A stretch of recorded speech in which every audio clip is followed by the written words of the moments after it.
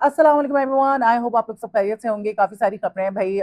वसीम अब्बास का clip viral हो रहा है इस वक्त बहुत ज़्यादा। उन्होंने पहली दफ़ा खामोशी तोड़ दी और सबा हमीद के साथ जो उनकी डिवोर्स हुई है उसके हवाले से उन्होंने खुल के जो है बातें बताई हैं कि उसकी क्या वजह हुई, वो मैं आपके साथ शेयर करूंगी।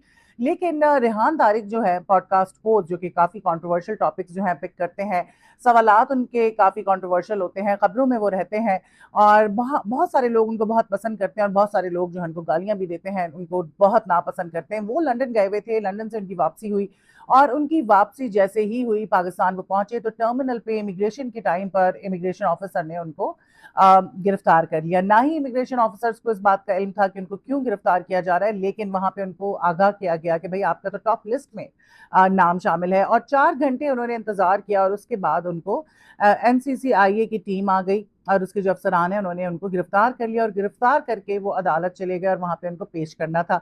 जब रेहान तारिक अदालत पहुंचे तो वहां पे पहुंचकर उन्होंने नारे लगाने शुरू कर दिए, पाकिस्तान जिंदाबाद, पाकिस्तान जिंदाबाद। काफी सारे लोग थे, काफी गहमा गहमी थी अदालत के अंदर। अच्छा, अब ये सारा जब मामला हुआ ना तो फिर सवाल यही उठता था कि आखिर ऐसी क्या बात हुई। शुरू में तो बिल्कुल अंदाजा नहीं था। फिर वो कहते हैं ना कि सब तुक्के ही मारे होते हैं, कयास आराइयां होती हैं। तो इस वक्त यही कहा जा रहा है कि उन्होंने जो है बेसिकली अल्लामा जवाद नकवी साहब जो हैं उनको बुलाया था अपनी पॉडकास्ट में और उनसे कुछ सवालात किए थे जो कि काफी कंट्रोवर्शियल थे, और यही उनके ये जो केस उन पर हुआ है यही बेसिकली बुनियाद बना। अब यहाँ पे जो है ना हमारे मुल्क में फ्रीडम ऑफ स्पीच नाम की चीज तो है नहीं। लेकिन मैं ये समझती हूँ कि देखिए, जहां भी रिलीजियस बात हो रही है ना, रिलीजन की बात हो रही है, तो हमें बड़ा मोहतात रहने की जरूरत है क्योंकि लोगों की दिल आजारी हो जाती है। और इसी वजह से ये कहा जा रहा है कि उन पे जो है काफी सारे कंप्लेनेंट्स थे, बहुत सारी कंप्लेंट्स थी और फाइनली फिर एनसीसीआईए को इसके हवाले से नोटिस लेना पड़ा और उनको जो है उनके खिलाफ जो है दरख्वास्तें, क्योंकि बहुत ज्यादा जमा हो गई थी, उनको फिर अदालत में पेश किया गया। पता चलेगा आगे क्या होता है। अच्छा जी, दूसरी तरफ जो है हम आ जाते हैं वसीम अब्बास, जो है आजकल हम बड़ा देख रहे हैं उनको इंटरव्यूज में, पॉडकास्ट में। टीवी पे उस तरह से नजर नहीं आ रहे जिस तरह से नजर आना चाहिए, अब पहले आते थे, लेकिन पॉडकास्ट जो है वो काफी कर रहे हैं। भाई उन्होंने जो है खामोशी तोड़ दी और फाइनली पहली दफा सबा हमीद और अपने रिलेशन के हवाले से बात की और कहा कि 29 बरस जो है हमारी शादी चली और फिर खत्म हो गई। और बड़ा मेच्योरली उन्होंने ये सारी चीजें कही और उन्होंने कहा कि बुराई के हवाले से कि भाई उसमें कोई बुराई नहीं थी। और इख्तलाफात जो हैं उसके हवाले से उनसे पूछा गया तो उन्होंने कहा कि देखें, बाज़ औक़ात ज़रूरी नहीं होता कि एक सच्चा हो तो दूसरा झूठा हो, दोनों अपनी अपनी जगह ठीक होते हैं, दोनों के पास रीजंस होते हैं। और रीजंस जो होते हैं ना वो हर इंसान के सही होते हैं। आप सोचते हैं कि जी मैं ठीक हूँ, अगला सोचता है कि मैं ठीक हूँ, तो जो रीजनिंग कर रहा होता है बंदा, मुझे बड़ी अच्छी लगी बात। मुझे लगता है कि बिल्कुल उन्होंने सौ आने दुरुस्त बात की कि हर इंसान का जो रीजन होता है उसके नजदीक वही ठीक होता है। तो जो भी उनके बीच में इख्तलाफात थे उन्होंने बताया कि फिर हमने जो है ना अलहदगी इख्तियार कर ली, क्योंकि बेहतर होता है कि बजाय इसके कि आप एक करख्त जिंदगी गुजारें, एक डिफिकल्ट और नफरतों से भरी और परेशान है, आप एक रिलेशनशिप में खुश नहीं है, लेकिन बस आप कह रहे हैं कि किसी तरह की रिलेशनशिप चलता रहे और फिर आप बड़े मिजरेबल होते हैं। ऐसी बेइंतहा मैरिजेस हैं जिसमें लोग बहुत मिजरेबल होते हैं बट वो मैरिज नहीं खत्म कर पाते हैं। वो उनके लिए एक बहुत बड़ी डील होती है, बिग डील होती है, जो कि मुझे लगता है कि बहुत गैर मुनासिब है। जबरदस्ती किसी भी रिश्ते को धक्का देना, जबरदस्ती चलाना जो है वो ठीक नहीं है। उस पर भी हम आते हैं। उन्होंने मजीद क्या कहा वो मैं आपको बताती हूँ। उन्होंने कहा कि भाई बहुत करख्त मैरिज से बेहतर है कि अगर आप बहुत करख्त जिंदगी गुजारे हैं उससे बेहतर है कि आप अलग हो जाए। और हमने भी यही किया और हमने फैसला किया कि हम दोनों अलग हो जाते हैं और यही हमें मुनासिब लगा और हमने इज्जत और आबरू से अलग होने का फैसला किया और अलग हो गए। तो खैर उन्होंने बच्चों के हवाले से भी बात की कि भाई जब शादी हमारी हुई थी तो हम दोनों के बच्चे थे, सबा हमीद के 4 बच्चे थे, मेरे 2 बच्चे थे। तो हम लोगों ने बस आपस में एक जिंदगी गुजारनी थी और वो नहीं हम गुजार सके और वो खत्म हो गई।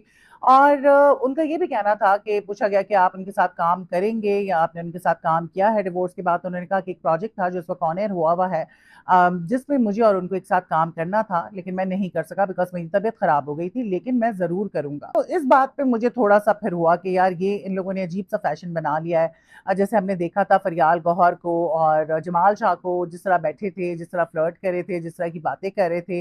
मतलब डिवोर्स हुई भी है, Jamal Shah is happily married, Faryal Gohar is single, but उनके बीच में जो बेतकल्लुफी थी, मतलब हम एक इस्लामिक रिपब्लिक में रह रहे हैं, हमारे क्या हो रहा है टेलीविजन पे, क्या दिखा रहे हैं, उस पर भी हमने बात की थी कि मियाँ बीवी जिनमें अलहदगी हो चुकी है, डिवोर्स हो चुकी है, तलाक को इन्होंने जोक बना दिया है, फिर वो साथ काम कर रहे हैं, फिर वो साथ बैठे हैं, गप लगा रहे हैं। मतलब किस किस्म की वाहियात हरकतों को आप नॉर्मलाइज कर रहे हैं, दिस इज नॉट नॉर्मल। जिस तरह वेस्ट में होता है ना, मियाँ बीवी मिल रहे हैं, they are still friends, divorce होगी but we are still friends. तो इसी तरह से यहाँ पे भी हो जाएगा, क्योंकि हम तो देख रहे हैं कि जिस तरह से हमारा मुआशरा वेस्टर्नाइज हो रहा है, कपड़े तो उतर ही चुके हैं, फिर बहुत इस तरह की मायूब जो चीजें हैं जो किसी भी तरह से ठीक नहीं है, जो बहुत टैबू समझी जाती थी, अब उनको अब नॉर्मलाइज किया जा रहा है, अब हम उनको होता हुआ देख रहे हैं। इसी तरह सलमा जफर ही है ना उनका नाम, जो असफर अली की बीवी हुआ करती थी, फिर असफर अली ने उन पर चीट किया, नवीन वकार से उन्होंने शादी कर ली, फिर वहां पे भी जो है उनकी डिवोर्स हो गई, तो वो दोनों साथ काम कर रहे होते हैं, वो भी मुझे नहीं समझ आता। ठीक है, आपने माफ कर दिया किसी को, आपने बहुत अच्छा किया, लेकिन फिर साथ में काम करना, उस इंसान के साथ कहना कि वो मेरा दोस्त है, कि भाई मेरी तो समझ से बाहर हैं ये चीजें। आप बताएं, अगर आपको समझ आती है और आपको लगता है नहीं इट्स ओके, अगर किसी से डिवोर्स हो चुकी है तो फिर भी उसके साथ दोस्ती रखो, उसके साथ हैंग आउट करो, उसके साथ ड्रामे करो, उसके साथ इस तरह के सीन्स का, मतलब I don't get it honestly. मुझे नहीं लगता कि किसी भी तरह से ठीक है, but do let me know if you think ठीक है, कोई बात नहीं, कोई फर्क नहीं पड़ता। अच्छा, अब हम बात कर लेते हैं, एक क्लिप वायरल हुआ हुआ है फिजा अली की बेटी का, फराल का। उसके वाले से मुझे छोटी सी एक बात करनी थी। हमने देखा कि वो रितु सिंह है ना, रणबीर कपूर की जो मदर है, तो रितु सिंह से मुलाकात हुई, तो फराल जो है उसको मिलवाया और कहा कि मेरी बेटी जो है वो मेंटल हेल्थ की ब्रांड एम्बेसडर है, और वो भी हैरान हो गई। फिजा ने कहा कि she is only 11 years old, और ये she talks about mental health. तो वो भी परेशान हो गई कि अच्छा दैट्स अमेजिंग, और शी वाज क्वाइट सरप्राइज। तो यहाँ पे ना मैं हमेशा एक जो मेरा कंसर्न होता है, ऑफ कोर्स वो मेरी औलाद नहीं है, लेकिन बच्चे सबके सबके होते हैं, सबको बच्चों से प्यार होता है, और बच्चे जो है ना, हम सबकी रिस्पॉन्सिबिलिटी है, चाहे हमारे बच्चे हों या दूसरों के बच्चे हों, उनके लिए अच्छा सोचें, उनके लिए अच्छा करें, क्योंकि वो हमारा मुस्तकबिल है। अब फराल, जैसे मैंने पहले भी कहा था कि जितनी वो बच्चों वाली मासूमियत, जबकि वो इतनी प्यारी बच्ची है, लेकिन उस बच्ची को जिस तरह से एक्सपोजर दिया जा रहा है, इंस्टाग्राम पे उसका अकाउंट है, वो मेकअप ट्यूटोरियल्स डाल रही है 11 साल की उम्र में, और जिस तरह से वो माँ बाप के साथ होती है, मुस्तकिल उसके हाथ में फोन होता है, वो रील्स बना रही होती है फिजा अली की क्रिंज किस्म की, फिर इतनी सी बच्ची मेंटल हेल्थ की ब्रांड एम्बेसडर भी आपने बना दी। मतलब इस उम्र के बच्चे जो सोशल मीडिया पे आए हुए हैं, मुझे लगता है ये ठीक नहीं है। They should only focus on their education, पढ़ें, पढ़ें या खेलें।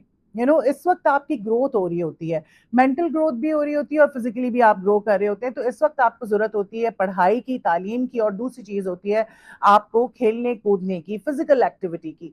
तो इन सारी फिजिकल एक्टिविटी तो फराल की ये हो रही है कि वो माँ के साथ पार्क्स में जो है भाग रही है, दौड़ रही है, माँ की रीलें बना रही है, और फिर ब्रांड एम्बेसडर भी है वो मेंटल हेल्थ की, इतनी सी बच्ची, वो बहुत बच्चों वाली चीज खत्म हो गई है। और इसमें आई थिंक फिजा बहुत कसूरवार है। मुझे बहुत बुरा लगता है कि एक बच्ची को आप बजाय इसके कि उसको वो मासूमाना हरकतें करे, वो अजीब अजीब सी बातें करती है बड़ों की तरह की, और काफी अपनी एज के हिसाब से वो मेच्योर है। सो ये भी क्लिप जो है काफी वायरल हो रहा था, मैंने सोचा आपके साथ शेयर करूं। So what do you think about this, do let me know in the comment section, फिर मिलते हैं।